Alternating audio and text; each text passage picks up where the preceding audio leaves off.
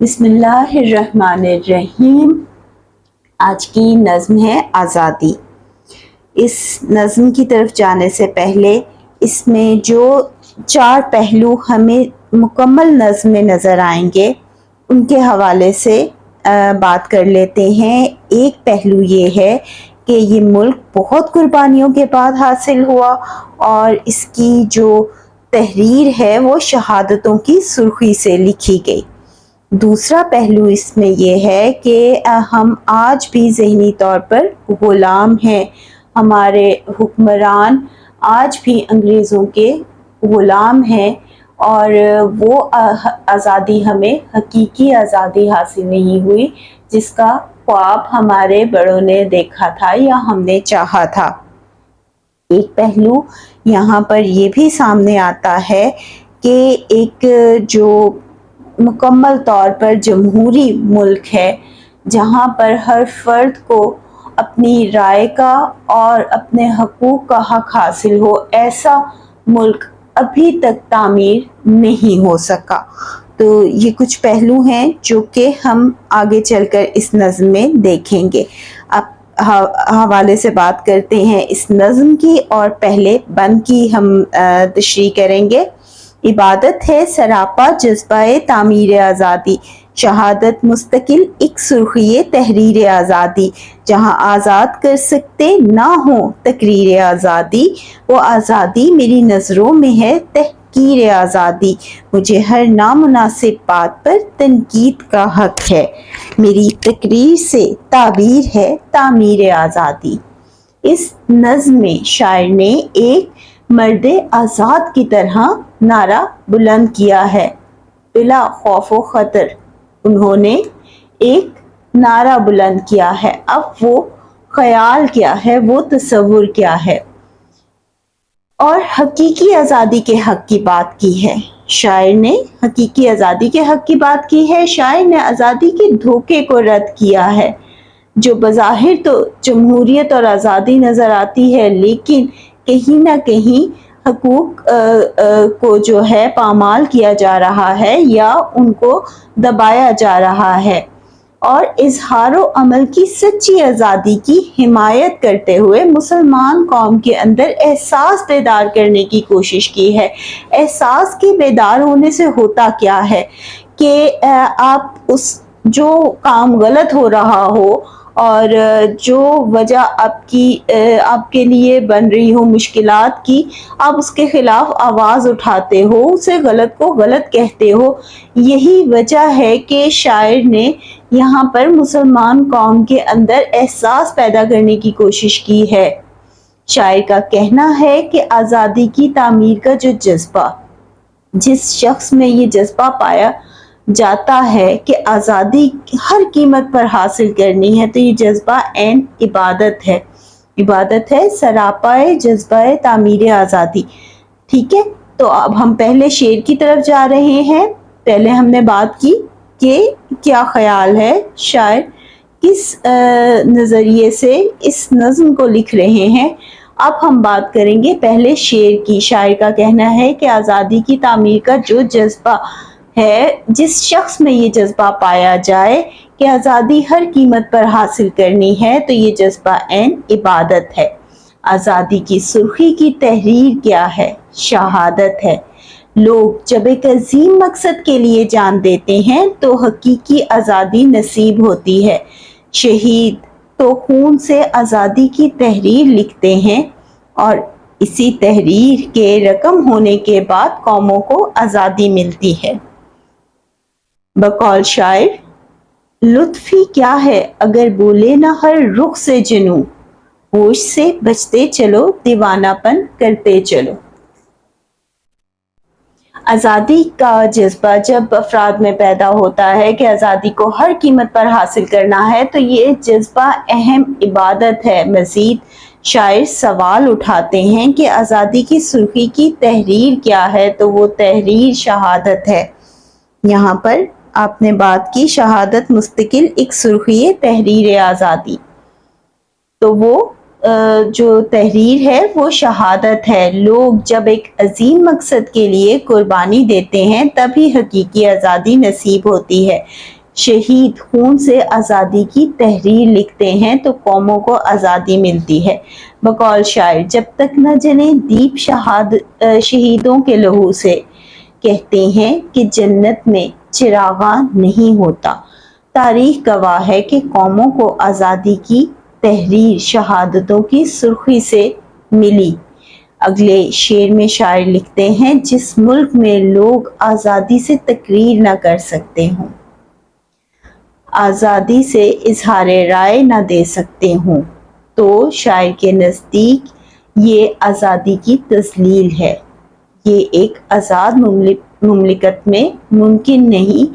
یہاں پر جو ایک آزاد مملکت ہوتی ہے وہاں پر ہر ایک کو اظہار رائے دینے کا حق حاصل ہوتا ہے. یہاں پر نظریاتی اور مثبت آزادی کا ذکر ہے. بقول فیض احمد فیض. بول کے لب آزاد ہیں تیرے، بول زباں اب تک تیری ہے، تیرا ستواں جسم ہے تیرا، بول کے جاں اب تک تیری ہے. یہاں آزادی رائے سے مراد نامناسب بات پر تنقید کا حق رکھنا ہے جو ایک باشعور معاشرے میں ہوتا ہے، یعنی ایسی آواز جس سے آزادی حق کا احساس ہوتا ہو. یہی حقیقی آزادی ہے.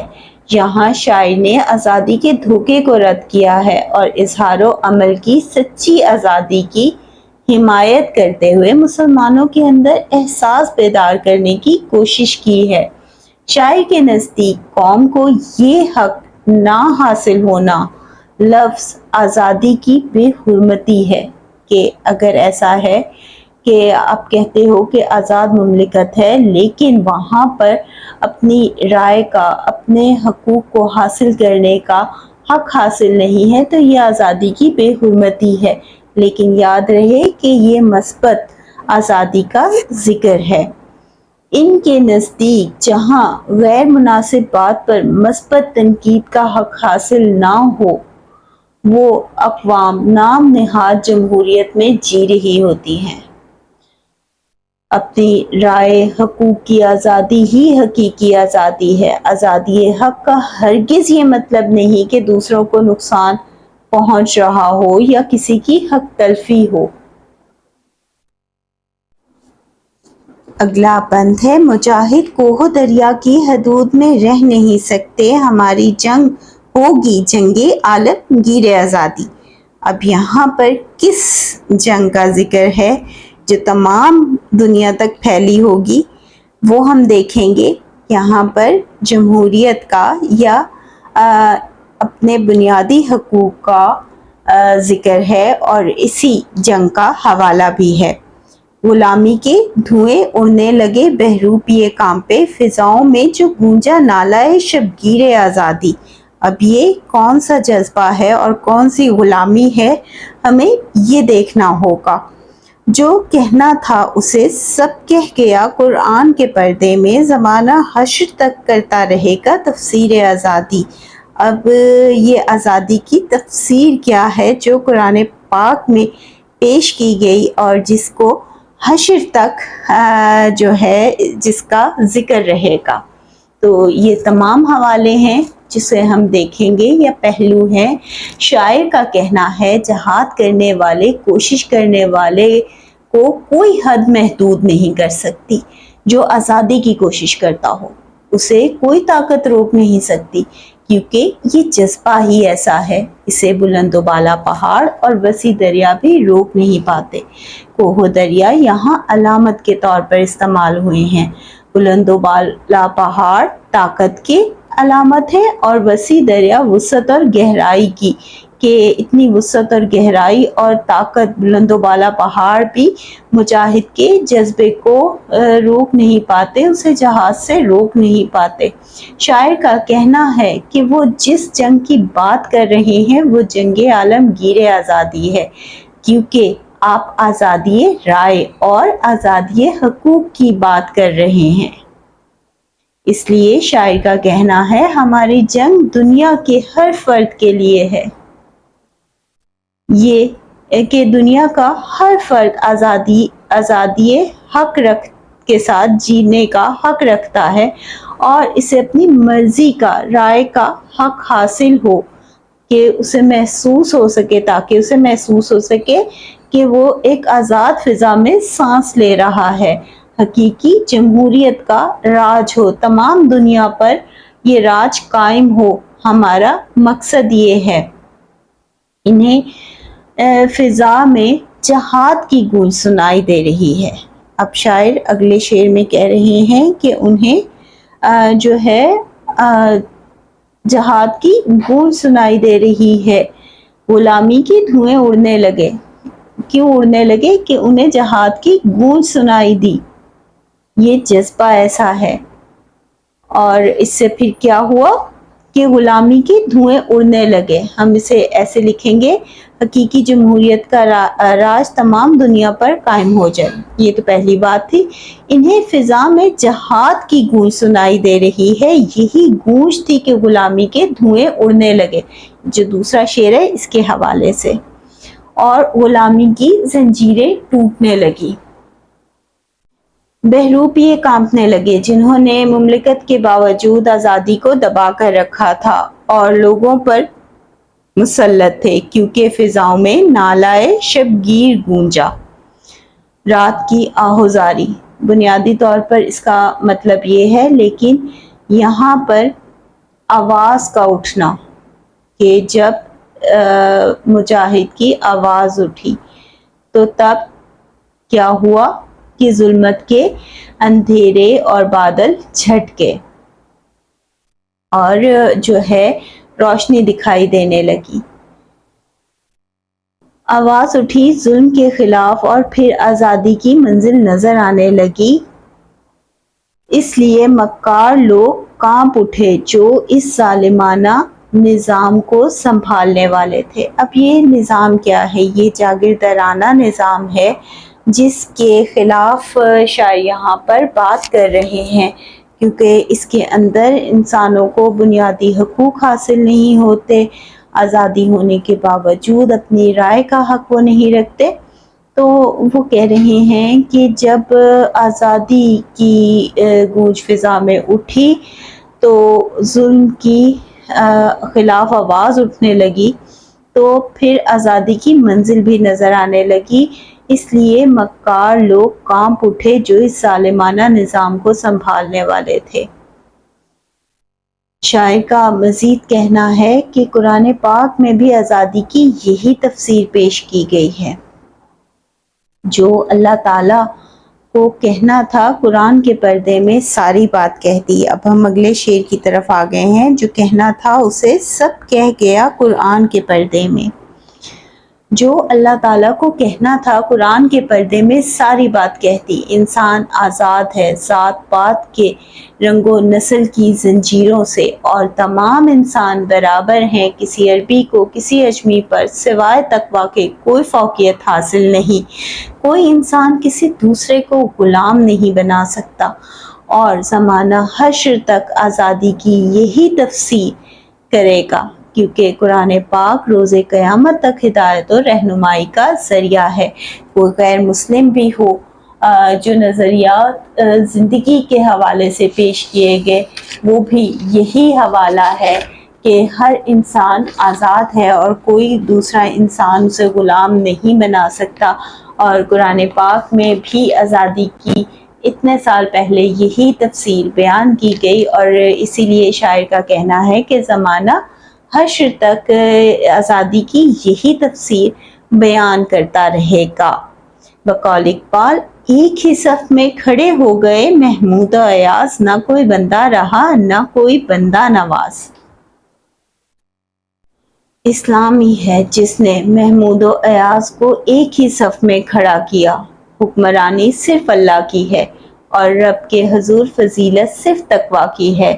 لوگ اب قیامت تک اللہ تعالیٰ کے اس حکم کو سمجھتے رہیں گے اور اس کی تفسیر کرتے رہیں گے۔ اصل میں تو قرآن پاک نے انسانوں کو آزاد کر دیا فرد کی غلامی سے۔ کوئی فرد امیر ہو یا غریب کسی دوسرے فرد کا غلام نہیں ہے۔ یہی حقیقی جمہوریت ہے، اور حقوق انسانی کا فلسفہ ہے، اور یہی حقیقی آزادی ہے۔ اور یہاں پر شاعر ان اشعار میں اسی حقیقی آزادی کا ذکر کر رہے ہیں، اسی کا حوالہ پیش کر رہے ہیں۔ اس سے پہلے جو اشعار تھے اس کے اندر ہم نے جو دیکھا تھا وہ یہ خیال تھا کہ جو جہاد کا جذبہ ہے، جو شہادت کا جذبہ ہے، وہ عین عبادت ہے۔ لیکن یہاں پر اگلے بند میں جو حوالہ پیش کیا گیا ہے وہ جمہوریت کا ہے، انسان کے بنیادی حقوق کا ہے، اور نامناسب بات پر تنقید کے حق کا ہے۔ اب اس سے اگلے بند کی طرف چلتے ہیں۔ لہو برسا بہے آنسو ٹوٹے رہ رو کٹے رشتے، ابھی تک نامکمل ہے مگر تعمیر آزادی۔ یہاں پر ہمیں ذکر ملتا ہے اس حوالے کا جو پاکستان کے قیام کے وقت پیش آیا، وہ واقعات، وہ درد، وہ کہانیاں، وہ اذیت، ان تمام کا ذکر یہاں پر شاعر کر رہے ہیں۔ تعجب ہے غلامی کے شبستانوں کی زینت ہے، کھینچی ہے جو ہمارے خون سے تصویر آزادی، لیکن اس تمام تر قربانیوں کے باوجود جو ہے ابھی تک ہمیں مکمل آزادی حاصل نہیں ہو سکی، ذہنی غلامی موجود ہے۔ شروع میں نے جن باتوں کا حوالہ دیا تھا آپ کو، وہی اب ہم آگے ان کے اوپر بات کر رہے ہیں۔ غلام ابن غلام اپنی وراثت کیوں سمجھتے ہیں، ہوئی ہے جب ہمارے نام پر تعمیر آزادی۔ اب یہاں پر جو ایسے حکمران جو کہ ذہنی طور پر غلام ہیں اور وہ جو ہے کمزور کو دبا رہے ہیں اور خود بنیادی طور پر آج بھی انگریز کے غلام ہیں، اسی سوچ کو لے کر چل رہے ہیں، تو ان کا ذکر ہمیں ملے گا۔ اب ہم تشریح کی طرف چلتے ہیں۔ پہلے شعر کی تشریح ہے۔ آزادی کے لیے تو بہت ہی قربانیاں دینی پڑتی ہیں، شاعر بھی قربانیوں کا ذکر کر رہے ہیں۔ لہو برسا بہے آنسو لٹے رہ رو کٹے رشتے، ہم نے آزادی کو حاصل کرنے کے لیے بہت درد، بہت دکھ دیکھے۔ لہو برسا، آنسو بہے، اپنے اپنوں سے بچھڑ گئے، تب جا کر ہمیں یہ پاک وطن نصیب ہوا۔ شاعر ان اشعار میں حوالہ پیش کر رہے ہیں تاریخ کا، پاکستان کے قیام کے وقت دی جانے والی قربانیوں کا۔ آزادی کی خاطر لوگوں نے جانیں قربان کی، خون بہا، شہیدوں کے غم میں انہوں نے آنسو بہائے، اپنا وطن چھوڑ کر، اپنوں سے بچھڑ کر پاکستان تک آنے کا سفر طے کیا، اور یہی قافلے، یہی مسافر راستے میں لوٹے بھی گئے۔ ایک ہی خاندان کے لوگ ایک دوسرے سے جدا ہو گئے، لیکن افسوس کے ساتھ کہنا پڑتا ہے یہاں پر، اب اس سے آگے شاعر افسوس کر رہے ہیں کہ جس آزادی کے لیے اپنا سب کچھ لٹا دیا تھا، وہ آزادی ابھی تک نامکمل ہے، وہ آزادی ہمیں نہیں مل سکی۔ اب وہ آزادی کا تصور کیا ہے؟ ایک یہ کہ مکمل طور پر اسلام کا نفاذ ہو، وہ نہیں ہے، اور حقیقی جمہوریت موجود نہیں ہے۔ اپنی رائے کا اظہار کرنا اور اپنے حقوق کی بات کرنا، وہ جو چیزیں ہیں ان کو دبایا جا رہا ہے۔ ٹھیک ہے، تو شاعر کا کہنا ہے کہ مجھے حیرت ہے کہ آزادی کی جو تصویر ہم نے اپنے لہو سے بنائی تھی، کہ یعنی یہ آزادی بہت قیمتی ہے کیونکہ اس کو اپنے خون سے لکھا گیا ہے، خون سے لکھا گیا ہے، بہت قربانیوں کے بعد ملی ہے، بہت جانیں گئیں، بہت شہیدوں کے یاد میں آنسو بہے، اپنے اپنوں سے جدا ہو گئے، تب یہ آزادی نصیب ہوئی۔ وہ تصویر غلامی کے خواب گاہوں کی زینت بنی ہوئی ہے۔ یعنی ہم آزادی کے بعد ابھی تک اپنے پرانے آقاؤں انگریز حکومت کا کلمہ پڑھ رہے ہیں، انہی کے بتائے ہوئے نقش قدم پر چل رہے ہیں، انہی کو یاد کر رہے ہیں، اور ذہنی طور پر آج بھی ہم انہی کے غلام ہیں۔ شاعر نے ہمارے حکمرانوں کو غلام ابن غلام کہا ہے۔ غلام ابن غلام اپنی وراثت کیوں سمجھتے ہیں؟ ہوئی ہے جب ہمارے نام پر تعمیر آزادی۔ اب یہ کیا تصور ہے؟ شاعر نے ہمارے حکمرانوں کو غلام ابن غلام کہا ہے کہ حکمران طبقہ آزادی سے پہلے بھی غلام تھا۔ قیام پاکستان سے قبل ایک طبقہ ایسا بھی تھا جنہوں نے بدلتے ہوئے حالات کے ساتھ انگریزوں کی طرف رخ کر لیا تھا اور ان سے مراعات بھی حاصل کی تھیں اور جاگیریں اور انہیں ایسی بڑی قیمتی چیزیں جو ہیں تحائف میں ملی تھی۔ تو شاعر کہہ رہے ہیں کہ یہ لوگ وہی طبقہ ہے جو آزادی سے پہلے بھی غلام تھا اور آج بھی ذہنی طور پر غلام ہے، اور آج یہ حکمرانوں کی صورت میں پاکستان ہمارے ملک پر اور عوام پر مسلط ہو گیا ہے۔ شاعر ہمارے حکمرانوں کو غلام ابن غلام کہہ رہے ہیں کہ حکمران طبقہ آزادی سے پہلے بھی غلام تھا، جسمانی طور پر بھی اور ذہنی طور پر بھی، اور اب بھی وہ حکمران ذہنی طور پر انہی کے غلام ہیں اور آزادی کو اپنا حق سمجھتے ہیں، جبکہ آزادی تو ہمارے لیے حاصل کی گئی تھی۔ آزادی پر تو تمام قوم کا برابر حق ہے۔ آزادی کسی کی جاگیر نہیں، کسی کی ملکیت نہیں ہے، جبکہ آزادی کی تعمیر تو ہمارے نام پر ہوئی تھی اور یہ وطن ہم سب کا ہے، جاگیردار اور حکمران طبقے کا نہیں ہے جو آج بھی ذہنی طور پر غلام ہے۔ اگلے اشعار ہیں: رہے گا دین فطرت پھیل کر اقصائے عالم میں، نہیں ہے یہ خط تقدیر آزادی، تڑپ کر بزم میں دانش چلے آئے ہیں پروانے، اندھیروں سے مگر پھوٹی نہیں تنویر آزادی۔ دین اسلام پوری دنیا تک پھیل کر رہے گا۔ دین فطرت یعنی دین اسلام۔ دین اسلام پوری دنیا تک پھیل کر رہے گا۔ اسلام کی روشنی کو پوری دنیا تک پھیلنے سے کوئی نہیں روک سکتا۔ اسلام ایک مکمل ضابطۂ حیات ہے اور جو روز قیامت تک آنے والے لوگوں کے لیے ہدایت اور رہنمائی کا ذریعہ ہے۔ آج ہم نے تم پر تمہارا دین مکمل کر دیا اور تم پر اپنی نعمتیں تمام کر دی۔